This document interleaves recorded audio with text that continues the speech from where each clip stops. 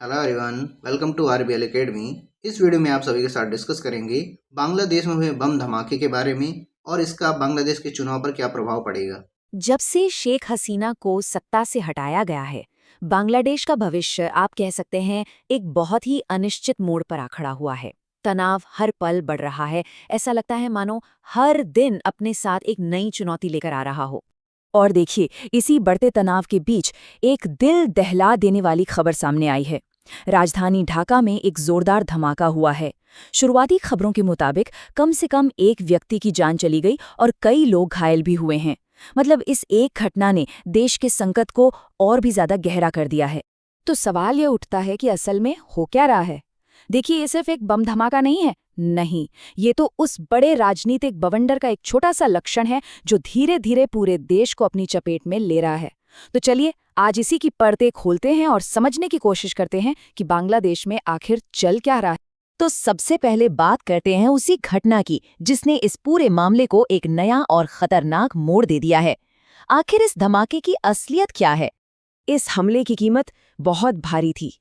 एक नौजवान को अपनी जान गंवानी पड़ी, कम से कम एक नागरिक की मौके पर ही मौत हो गई और कई दूसरे लोग घायल हुए, दहशत में आए। और एक बात साफ है, ये कोई हादसा नहीं था, ये एक सोची समझी साजिश थी। जो पीड़ित था, सैफुल सियाम, सिर्फ 21 साल का, वो बस गलत समय पर गलत जगह मौजूद था। हमलावरों ने किया क्या? ढाका की एक बिजी फ्लाईओवर, मोगबाजार फ्लाईओवर से नीचे सड़क पर एक क्रूड बम फेंक दिया। ये एक typical hit and run attack था जिसका मकसद साफ था, सिर्फ और सिर्फ दहशत फैलाना। अब ये क्रूड बम होता क्या है? असल में ये लोकल लेवल पर बनाए गए विस्फोटक होते हैं। मिलिट्री ग्रेड हथियारों जितने पावरफुल तो नहीं होते, लेकिन इनका इस्तेमाल एक बहुत बड़ी बात की तरफ इशारा करता है। ये दिखाता है कि हमलावर शायद कोई बड़ा आतंकी संगठन नहीं, बल्कि कोई ऐसा गुट है जो सड़क पर हिंसा करके, डरा धमकाकर अपना कोई राजनीतिक संदेश देना चाहता है। और देखिए, इस धमाके को अगर हम एक अकेली घटना मानकर चलेंगे तो ये बहुत बड़ी भूल होगी। सच तो ये है कि ये पूरे देश में फैल रही हिंसा और अराजकता की एक खतरनाक लहर का बस एक हिस्सा है। जब से अंतरिम सरकार आई है, ऐसा लग रहा है कि देश का जो सामाजिक ताना बाना है वो बिखर रहा है।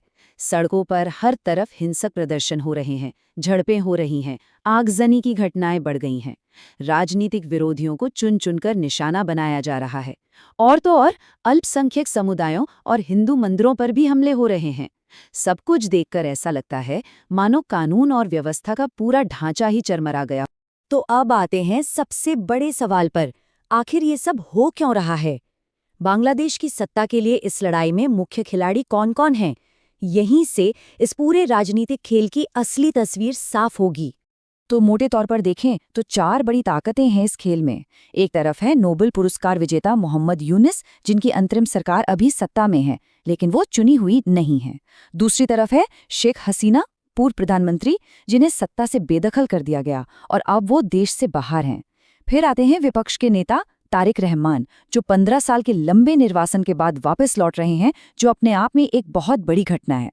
और आखिर में छात्र आंदोलन, जिसके एक बड़े नेता उस्मान हादी की हाल ही में हत्या कर दी गई, और ये हत्या अब एक बहुत बड़ा राजनीतिक मुद्दा बन गई है।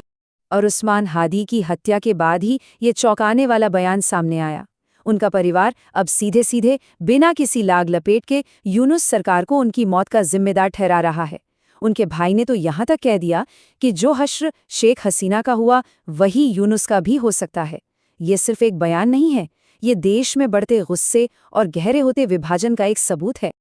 अब जरा इस धमाके की टाइमिंग पर गौर कीजिए। ये ठीक उस वक्त हुआ जब विपक्षी नेता तारिक रहमान पूरे 15 साल बाद देश वापस लौट रहे थे। क्या ये महज एक इत्तेफाक है?